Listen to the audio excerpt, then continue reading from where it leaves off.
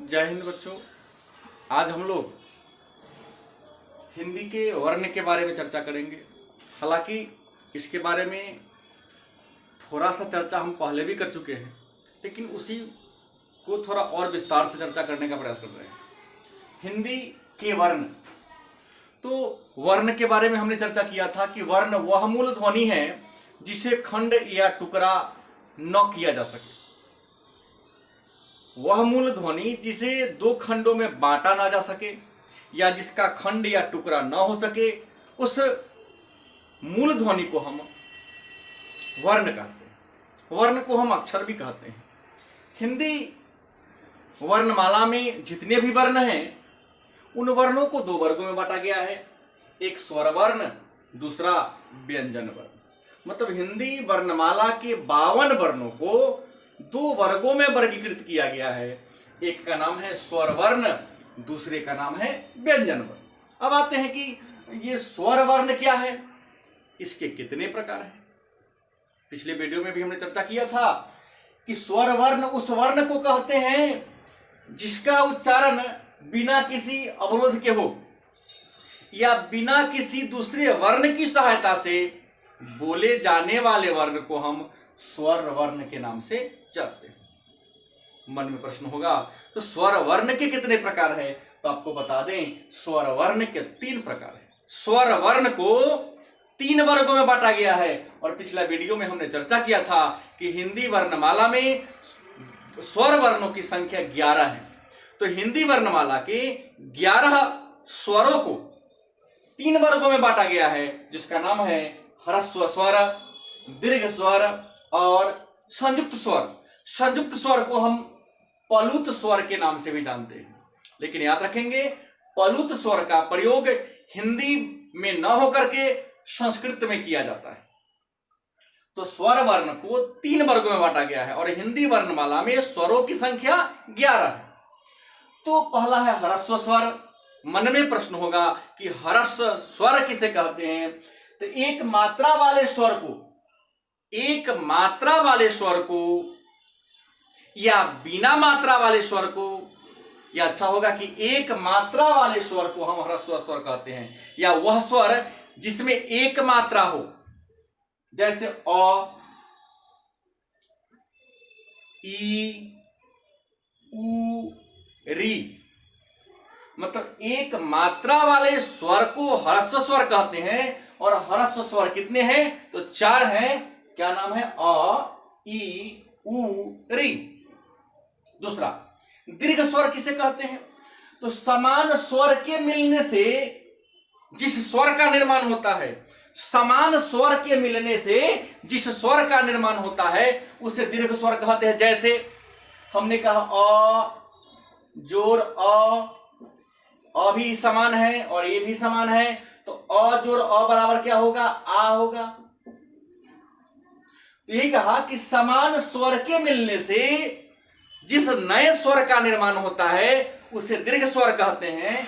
जैसे अ जोर अ बराबर आ, या हर्ष उ जोर हर्ष उ बराबर दीर्घ उ।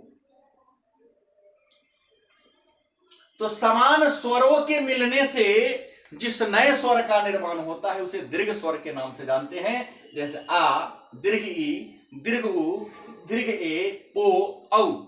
मतलब दीर्घ स्वरों की संख्या 6 है।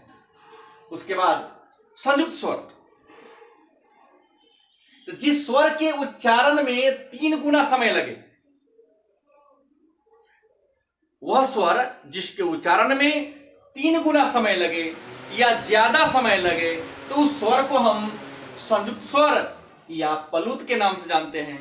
हालांकि संयुक्त स्वर के कोई उदाहरण नहीं है। एक उदाहरण है, वह है ओम, क्योंकि 3 मात्रा की बात करते हैं।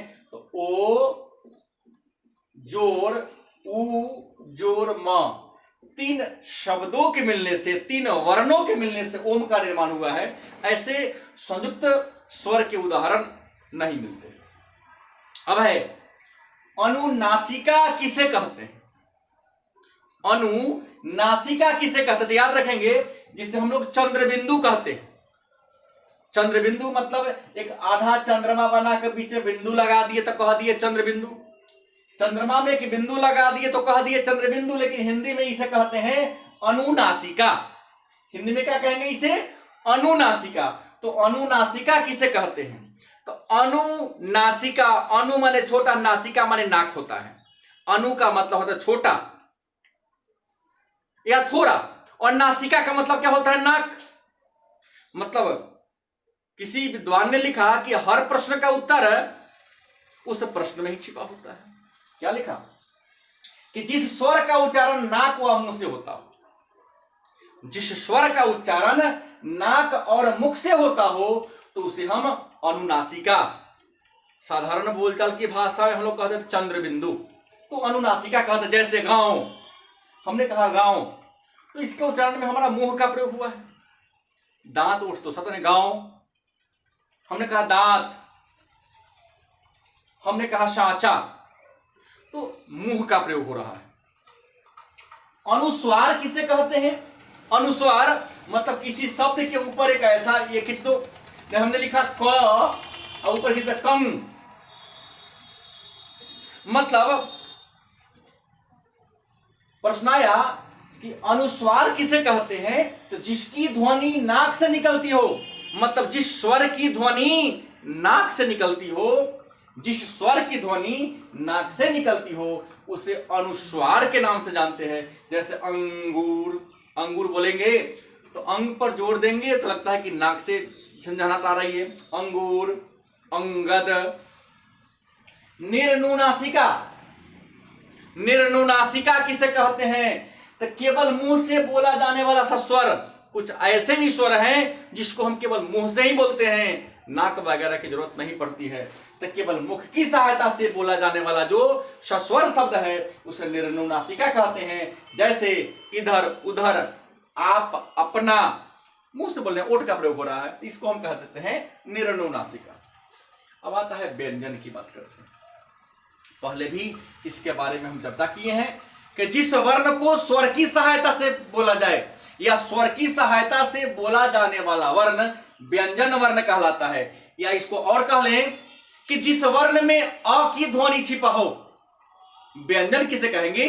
तो जिस वर्ण में अ की ध्वनि छुपा हो, बिना अ की सहायता से व्यंजन को बोलना संभव नहीं। याद रख लेंगे कि व्यंजन वह ध्वनि है या वह वर्ण है जिसके उच्चारण में हम अ का प्रयोग करते ही हैं, चाहे क, ख, ग, घ, अंग, च, छ, ज, झ, य, कुछ भी बोलो।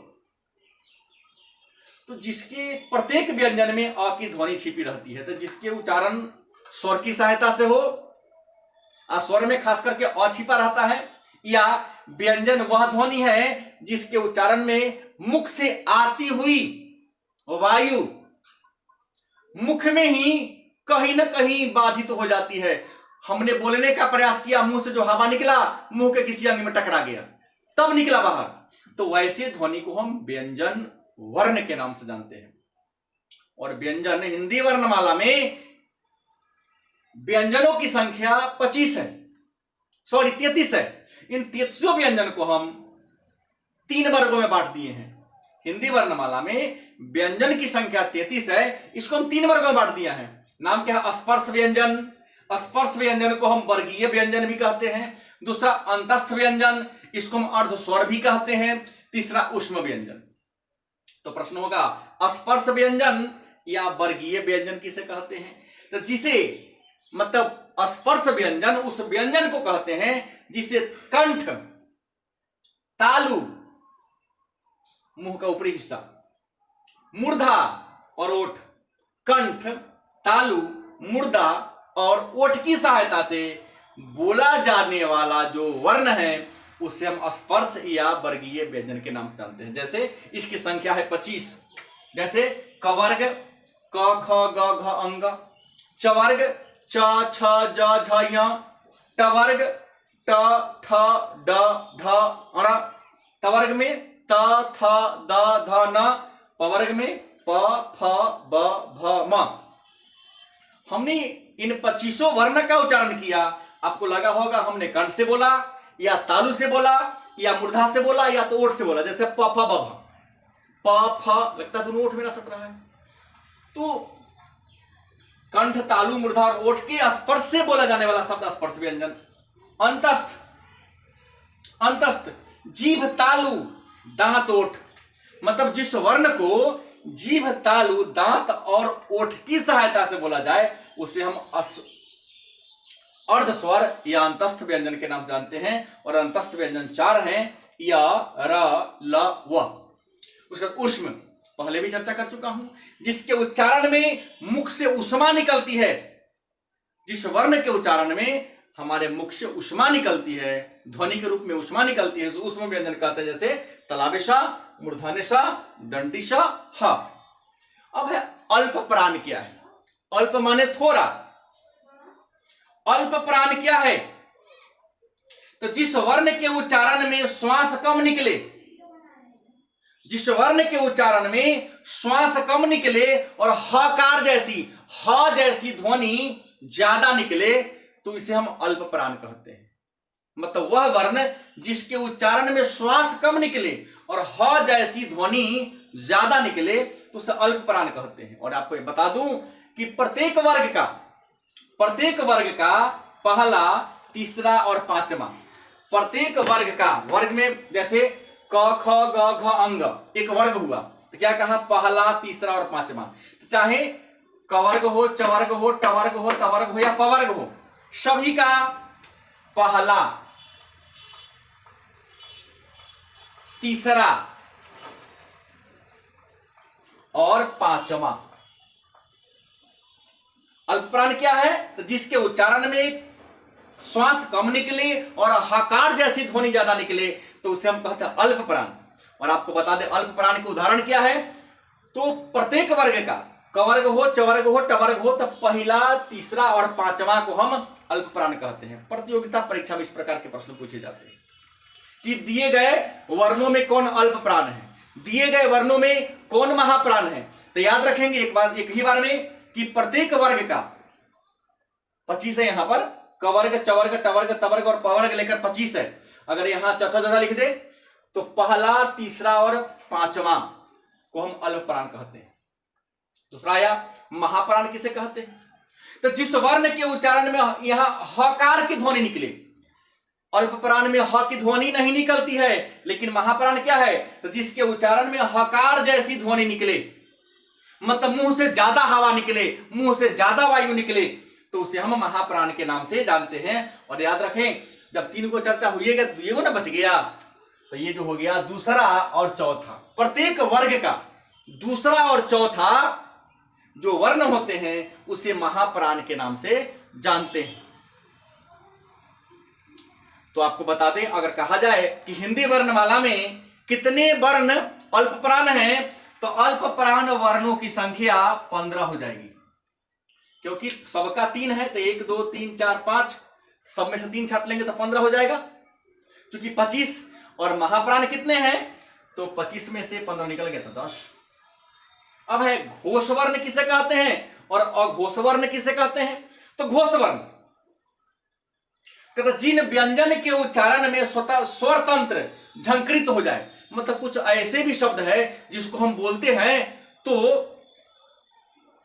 मुंह से झंझनाहट उत्पन्न होने लगता है कि मुख नाक झंझना रहा है, सरसराहट ध्वनि निकलती है। तो जिन वर्णों के उच्चारण में स्वर तंत्र झंकृत हो जाए, झंझना जाए, तो उसे हम घोष वर्ण कहते हैं। और याद रखेंगे, प्रत्येक वर्ग का तीसरा, चौथा और पांचवा, मतलब प्रत्येक वर्ग का तीसरा, चौथा और जो पांचवा होते हैं यह घोष वर्ण होते हैं। तो याद कर लें, तो घोष वर्ण कितने हो जाएंगे, तो यहां भी चूंकि सबका अंतिम 3 है तो यह भी 15 हो जाएगा। और अघोष वर्ण किसे कहते हैं, तो जिन वर्णों के उच्चारण में स्वर तंत्र झंकृत ना हो, आसानी से बोल दे, बोलने में कोई सरसराहट या हराहट की ध्वनि ना निकले, तो इसे अघोष वर्ण कहते हैं। तो इधर लास्ट वाला 3 हो गया अगर घोष, तो पहले का जो 2 गो मेरा बच गया इसको हम अघोष वर्ण कहेंगे। और अघोष वर्ण कितने हो जाएंगे, 10 हमने यहां लिख भी दिया है, जैसे क ख, च छ, ट थ, वैसे ही त थ, प फ। तो ये हो गए आपके अघोष वर्ण। हम लोग कल के वीडियो में शब्द, वर्ण और उसके उच्चारण स्थान के बारे में चर्चा करेंगे। धन्यवाद।